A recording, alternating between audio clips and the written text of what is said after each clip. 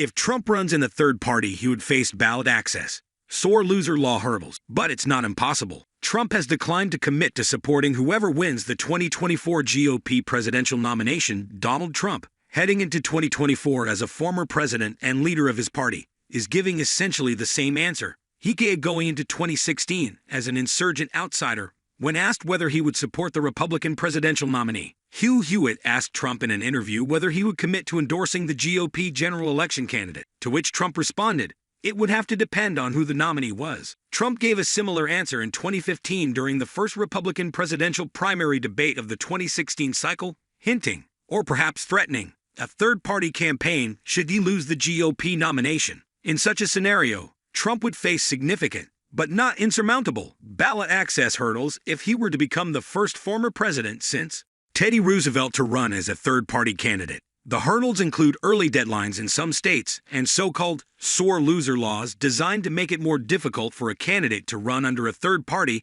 after losing one party's primary. He could do it. The Libertarians are on the ballot in all 50 states.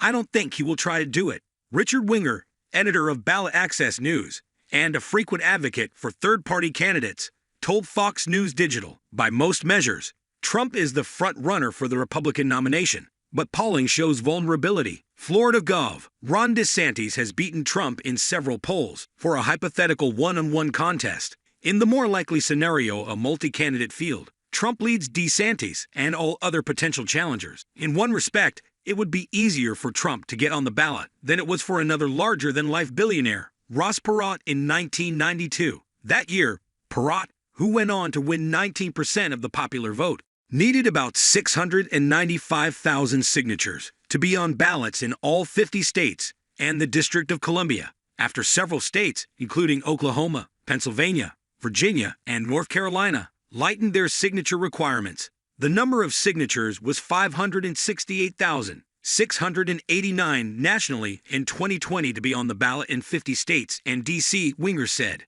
Generally, the sore loser laws either outright prohibit a candidate who competed in one party's primary from running as an independent, or the state laws place the filing deadline to run as a third party or independent in a general election on the same day as filing to run in a party primary. Every state except Connecticut, Iowa, and New York had some form of the law. However, these laws were previously understood to apply only to down-ballot races such as governor, Congress, or local races. Until 2012, no state ever perceived a sore loser law to apply to presidential primaries, Winger said. That's because it was always understood that in primaries, people are voting for delegates to the national conventions, and in the general elections, voters are voting for presidential electors. In 2012, former New Mexico Republican Gov. Gary Johnson dropped out after a brief run in the GOP primary to run for president in the Libertarian Party. Michigan sought to block him from the state ballot, and a federal court sided with the state, ruling that it had the right to enforce the election law.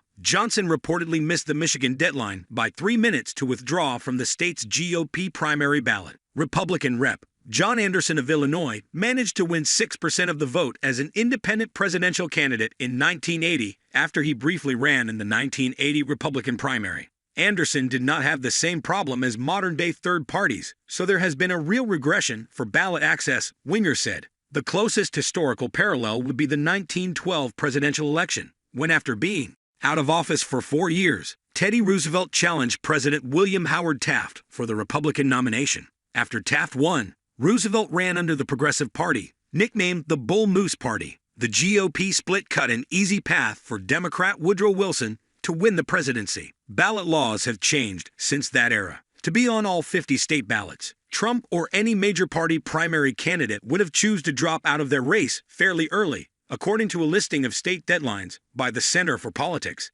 a think tank at the University of Virginia. North Carolina's filing deadline is in March, and the Texas deadline is in May. New Mexico and Indiana have filing deadlines in June. Trump would likely be starting such an effort late, and it may be that some deadlines will have already passed. Kyle Kondik, managing editor of Sabato's Crystal Ball at the Center for Politics, told Fox News Digital in an email. But even those deadlines could, hypothetically, be challenged in court. Another 13 states, including the populous states of Florida, Michigan, Illinois, and New York, have filing deadlines in July for ballot access. The District of Columbia and 29 states, including the populous states of California and Colorado, And major battlegrounds, such as Pennsylvania and Wisconsin, have deadlines in August. The states of Arizona, Kentucky, Mississippi, and Rhode Island allow candidates to get on the ballot as late as September before the November election. A third-party run by Trump may be feasible, although the later he decides to do it, the less feasible it becomes because of the various deadlines and requirements.